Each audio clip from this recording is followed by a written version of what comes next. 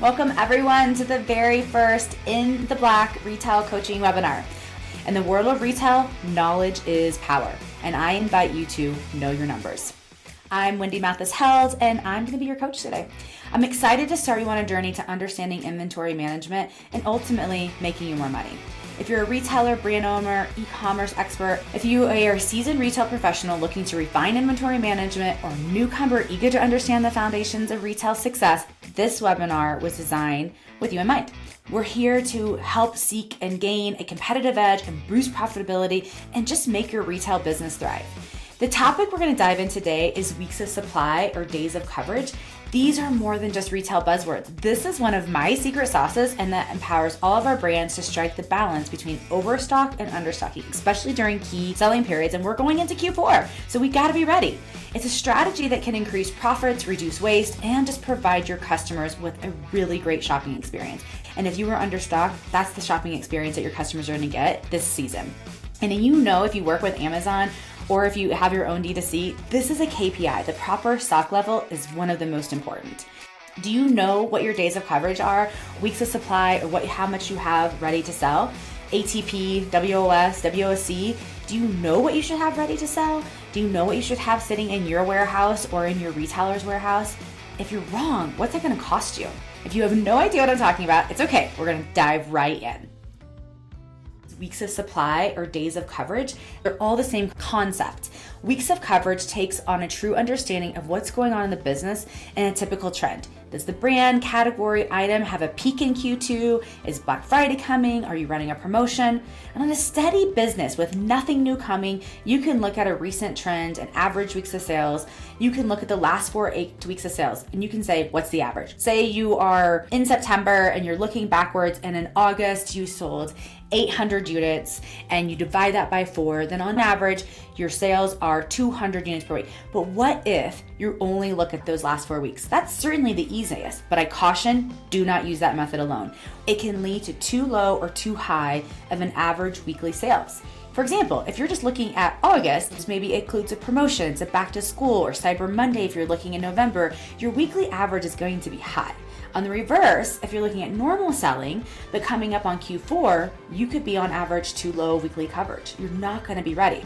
My recommendation is that you use a combination of different methods: trend, bottoms up, demand forecast, and your own knowledge of the business. Like using your gut, super important. Look at your category of sales, your out of stocks, your promotions, your margins, all of that has to come into play. But today we're just going to talk about trend.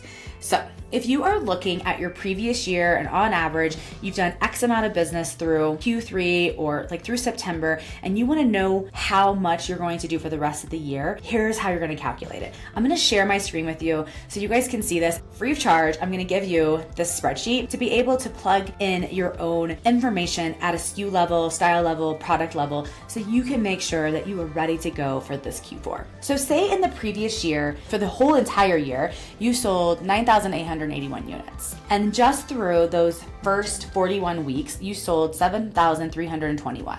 So you did 74% of your business in weeks 1 through 41. Based on that same trend, because we're doing a trend forecast, if this year through week 41, you've sold 8,210, okay, so great, you're already having a better year than you did last year, congratulations. And based on that trend, that you still have 26% of the year left, you're going to do 11,081 units. Listen, there's a lot that goes into this. Again, this is why one method isn't great to use in a silo, but if you're gonna run the same promotions in the next 10 weeks as you did last year, and you don't have new product, hey, you're trending up, this is a great way to look at it.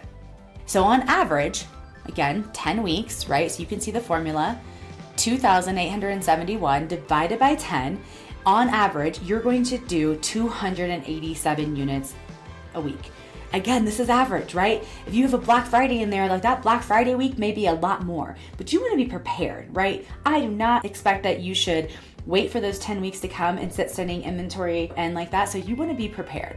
Right now, your on hands, say, are only at 1,231. Based on that, you only have 4 weeks of coverage and you need 10, at least 10, to make sure that you can hit your sales. Right now, you need minimally 1,640 units to be able to get you through the end of the year based on trend. And if you don't, say that your average item is $100, you're gonna miss almost $164,000 in sales. And you can plug in any numbers. So now you can run this scenario on your own. You can go through and say, my business last year on this one item, I sold 3,000 units in total last year, and I sold about 1,200 units through week 41. And you can change this, right? You can say this is through July, and so that's 26 weeks. So this is all based on whatever is important to you right now. I'm just using the last 10 weeks because that's about where we are right now today when I'm recording this. And so 1,200. So we did 40% on this item. 40% of the business was done prior to the end of the year. Okay, that's great. Maybe you have a Christmas ornament, or maybe it's something, and so you did a lot of business in Q1, and now you're gonna do a lot of business in Q4. But this year, I don't know, say you're doing a little bit less. You're doing 1,100 units, and so the business is a little shy. And if you didn't adjust for that, you may go in thinking that you're going to have the same rate in those last 10 weeks as you did last year, and you're gonna be overstocked. So you said, okay, now I know that at the rest of the year, I have 1,650 units to go, but I only have 400 in stock. You need to go buy up. If not, you're gonna miss $125,000 in sales. And you can put in all the numbers that are pertinent to your business and then to your product line. I hope this really is helpful. DM me if you need me. I'm always happy to help and answer some questions. Sign up for In the Black retail newsletter we're starting, and we're gonna do some live coaching, which I think is gonna be fantastic, where you have the ability to bring in your own problem, your own product, your own questions, and all the things. And we're going to do that with some small groups. I'm really excited about that opportunity to really help you dig in and know your numbers. Have a great day.